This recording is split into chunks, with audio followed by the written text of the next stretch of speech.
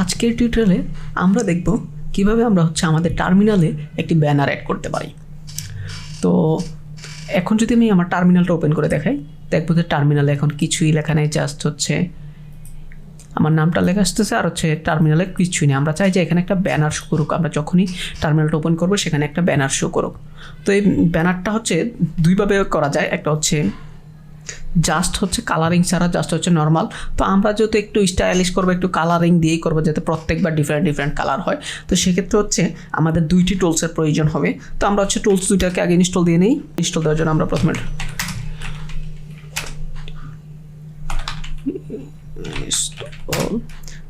ফিগলেট, আমাদের প্রথম টুলটি এটি। দেন আমরা একটা দেব লোলক্যাট। এই দুইটি টুলস আমরা একবার ইনস্টল দিয়ে নিই। এই যে দুইটি টুল ইনস্টল হয়ে যাচ্ছে, জাস্ট পারমিশনটা দিয়ে দিই। তো এর আগে অনেকে হয়তো বা দেখিয়েছে যে কীভাবে জাস্ট এই কালারিং ছাড়া নর্মালি করা যায়। তো আমি যেভাবে দেখাবো সেভাবে কি অনেকভাবে, প্রায় আপনি অনেকগুলো ফন্ট ইউজ করে সেটা চেঞ্জ করে নিতে পারবেন, আপনার পছন্দ মতো কাস্টমাইজ করে নিতে পারবেন। তো সেক্ষেত্রে আমাদের টুলসটি এখন ইনস্টল হয়ে গেছে। তো নেক্সট আমরা নেক্সটে যাই, দেখি আমরা লোলক্যাটটা কীভাবে দেখাচ্ছে। তো সেটা দেখার জন্য আমরা ট্রাই করবো ls লোলক্যাট। এই যে দেখুন আমাদের যে ডেস্কটপে যা আছে তা কিন্তু একটা ডিফারেন্ট কালারে শো করতেছে। তো এর আগে কিন্তু আমাদের এই সেম কালারটা আসতো না। দেখেন এর আগে আমি আরেকবার উপরে ট্রাই করেছিলাম, যেখানে কীভাবে আসছিল জেনারেল, যে সাধারণত যেভাবে আসে থাকে সেভাবে। তো এখন কিন্তু তা কিন্তু একটা ভিন্ন কালার ধারণ করছে। তো আমরা যদি আবারও সেমটাই টাইপ করি ls লোলক্যাট, তো দেখেন আবারও কালারটা কিন্তু চেঞ্জ হচ্ছে। তো প্রত্যেকবারই যখন আমরা চেঞ্জ ট্রাই করবো সেক্ষেত্রে কিন্তু প্রত্যেকবার একটা ডিফারেন্ট কালার আমাদের শেডো আসতে থাকবে।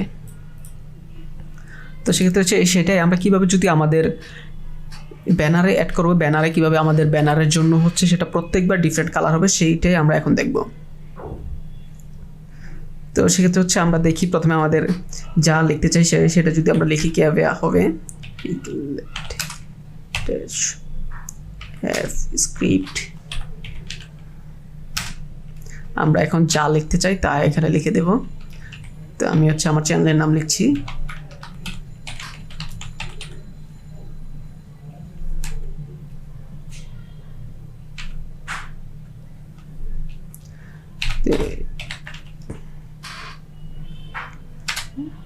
এই যে দেখেন এখন কিন্তু বিভিন্ন ফ্রন্টের আসতেছে। তো এখানে কিন্তু লেখাটা প্রিন্ট হয়েছে, কিন্তু সেই ফ্রন্টটা কোন ফ্রন্টে আমরা তা বুঝতে পারতেছি না। যেহেতু আমার লেখাটা অনেক বড় ছিল তাই 2 লাইনে প্রিন্ট হচ্ছে, কিন্তু আমাদের যে ফন্টটা আমরা চাই আমাদের ফন্টটা চেঞ্জ করে দিতে। আমরা যদি আবারও প্রিন্ট করি তাহলে দেখা যাচ্ছে সেম ফন্টটাই আবার আসতেছে। তো সেক্ষেত্রে আমরা চাই আমাদের ফন্ট স্টাইলটা চেঞ্জ হোক। তো চেঞ্জ করার জন্য আমি আরেকটা উপায় দেখি। আমরা যদি এখানে ব্লক ট্রাই করি,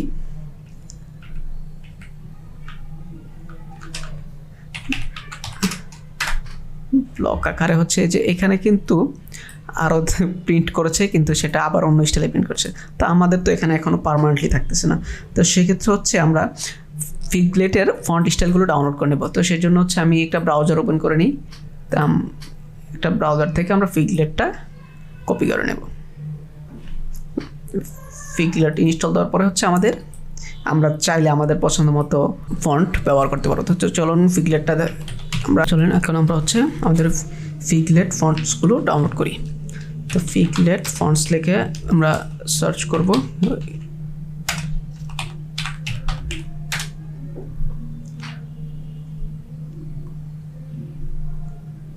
যে ফিগলেট ফন্টস, তো আমরা গিটটি ওপেন এই যে ফিগলেটের অনেক ফন্টস এখানে দেওয়া আছে। তো আমরা এই গিটটি ক্লোন করে নিয়ে নিচ্ছি। তো আমরা চাইলে এই ফন্টগুলো সবগুলোই ব্যবহার করতে পারবো। সেক্ষেত্রে আমরা ব্যবহার করবো গিট ক্লোন। দেন আমরা গিটের লিঙ্কটি পেস্ট করে দিচ্ছি। দেন গিটটি ক্লোন তো সেক্ষেত্রে গিটটি ক্লোন হতে কিছুক্ষণ সময় নেবে, জাস্ট ডান। তো আমরা চেক করছি আমাদের গিটটি আসছে কিনা। এই যে ফিগলেট ফন্টস নামে এখানে দেখবেন চলে আসছে। তো সেক্ষেত্রে আমরা এখন আমরা তা কপি করে নিয়ে যেতে চাই। তো সেক্ষেত্রে আপনারা একটু ডিরেক্টরিটা ভালো করে দিবেন, সেক্ষেত্রে খেয়াল করে একটু চেক করে নেবেন। ফিগলেট।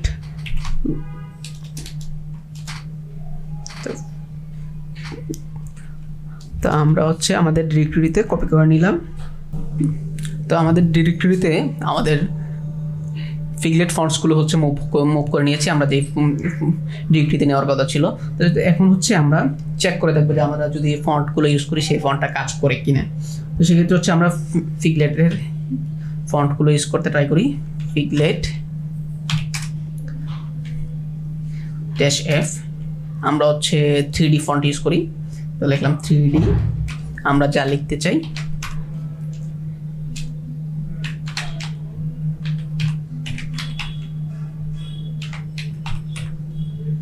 তা আমরা লিখলাম মিস্টার বাংলাদেশি।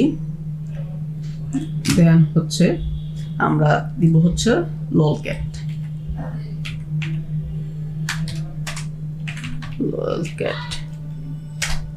এই যে মিস্টার বাংলাদেশি ললক্যাট ইউজ করার ফলে আমাদের কিন্তু একটা 3D ফন্ট চলে আসছে। তো আমরা যদি আবারও ট্রাই করি সেমটা, দেখি আমাদের কালারেরটা কি চেঞ্জ হয় কিনা। দেখেন এখন কিন্তু আমাদের কালারটাও চেঞ্জ হচ্ছে, তাহলে হচ্ছে আমরা বুঝতে পারলাম যে আমাদের 3D ফন্টটাও কিন্তু কাজ করছে। তো 3D ছাড়া যদি আমি এমনি নর্মালি লিখতাম তাহলে কিন্তু নর্মালি লেখাটা দেখেন কি হবে। এখানে কিন্তু আমরা ফন্টটা না দেওয়ার কারণে, এটা ডিফাইন না করার কারণে কিন্তু আসতেছে না। তা আমরা আগের মতো যদি ব্লক ইউজ করি, দেখেন ব্লক আসতো এভাবে। তো সেক্ষেত্রে হচ্ছে আমার কাছে মনে হচ্ছে আমাদের 3D ফন্টটাই বেস্ট। প্রয়োজনে চাইলে কিন্তু আমরা আমাদের আরও 2-1টি ফন্ট স্টাইল ব্যবহার করতে পারি। সেক্ষেত্রে হচ্ছে আমরা এখান থেকে আমাদের ফন্টগুলো দেখে দেখে আমাদের পছন্দ মতো ব্যবহার করব। তো আমরা হচ্ছে এখন জাস্ট একটা 3D ফন্টে রাখছি। আমরা হচ্ছে পরবর্তী আপনারা চাইলে এই ফন্টগুলোর নামগুলো নিয়ে এসে দিলেই হচ্ছে আপনার নতুন ফন্টগুলো অ্যাড হয়ে যাবে। তো সেক্ষেত্রে হচ্ছে আমরা আমাদের 3D ফন্টটাই রাখবো। তো সেক্ষেত্রে হচ্ছে আমরা চাই ফন্টটা সেভ করে নিতে। তো সেক্ষেত্রে হচ্ছে আমরা টাইপ করবো হচ্ছে আমাদের ফন্ট ইনস্টল দেওয়া হয়ে গেলে আমরা হচ্ছে আমাদের টার্মিনাল থেকে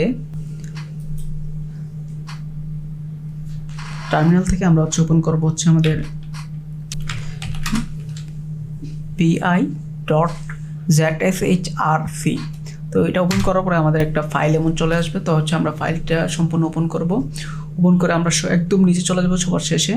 তো শেষে আমরা লিখবো এই যে আমাদের যে ফরম্যাটটা আছে ফ্ল্যাগ দেন হচ্ছে -f। এটা হচ্ছে যা হচ্ছে এখানে হচ্ছে একটা ফন্টের নেম। আমরা হচ্ছে রোমান ফন্টটা ইউজ করছি, আপনি চাইলে 3D ইউজ করতে পারেন, যে কোনো ফন্ট ইউজ করতে পারেন। তো সেক্ষেত্রে হচ্ছে আমাদের যে ফন্টগুলো আছে সেই ফন্টগুলো আমরা চাইলে কিন্তু দেখতে পারি। তো ফন্টগুলো দেখার জন্য আমরা শো ফিগ ফন্ট, তো এটা যখন আমরা টাইপ করবো সেখানে কিন্তু আমাদের যতগুলো ফন্ট আছে সেগুলো দেখাই দিবে। তো আমরা হচ্ছে এখান থেকে আমাদের পছন্দ মতো ফন্টগুলো নেব, নিয়ে এই যে জাস্ট এইটা যদি আমি এই ফন্টটা চাই তাহলে হচ্ছে এই লেখাটা কপি করে নিয়ে আমরা রোমান যেখানে লিখছি সেই জায়গাতে বসাই দিব। তো তাহলে হচ্ছে আমাদের ফন্ট স্টাইলটা চেঞ্জ হয়ে যাবে। যদি আমি ইনভার্সটা করতে চাই সেক্ষেত্রে হচ্ছে আমি এখন আপনাদেরকে ইনভার্সটা করে দেখাচ্ছি, যেহেতু আমার অলরেডি করা হয়ে গেছে। সেক্ষেত্রে হচ্ছে ইনভার্সটা করার পরে দেখেন আমার ফন্ট স্টাইল আবার চেঞ্জ হবে। তো আমি কপি করে ইনভার্স নিচ্ছি। তো আমরা এখানে ছিলাম, এখানে রোমান ছিল। তো তারপরে হচ্ছে আমরা ফন্ট স্টাইলে আসি। ফন্ট স্টাইলটা জাস্ট চেঞ্জ করার জন্য আমি ফন্ট স্টাইলে চেঞ্জ করে ইনভার্স দিয়ে দিলাম। দেন হচ্ছে আমরা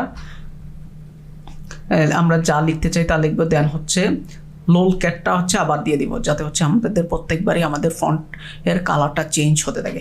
দেন হচ্ছে আমাদের ফাইলটা আমরা সেভ করে দেব। তো সেভ করার জন্য আমি হচ্ছে আমার ফাইলটা সেভ করে দিচ্ছি। ওকে, দেখেন হচ্ছে আমি যদি নতুন করে আবার ওপেন করি, দেখেন আমাদের হচ্ছে এই যে ইউনিভার্স স্টাইলে কিন্তু ওপেন হয়েছে। তো আমি যেহেতু আর দিছি, তো সেক্ষেত্রে হচ্ছে সেটা আসছে। আপনি যদি যা লিখতে চান সেটাই সেখানে লিখবেন, তাহলেই দেখবেন যে আপনাদের সুন্দরভাবে কাজ করছে। তো আমি হচ্ছে যে কোনো ফন্ট আপনারা চাইলে, এখানে অনেকগুলো ফন্ট আছে, সেই ফন্টগুলো থেকে যে কোনো একটি ফন্ট ইউজ করতে পারেন। সো আজকের মতো এই পর্যন্তই। তো দেখা হচ্ছে নতুন করে টিউটোরিয়ালে। আল্লাহ হাফিজ।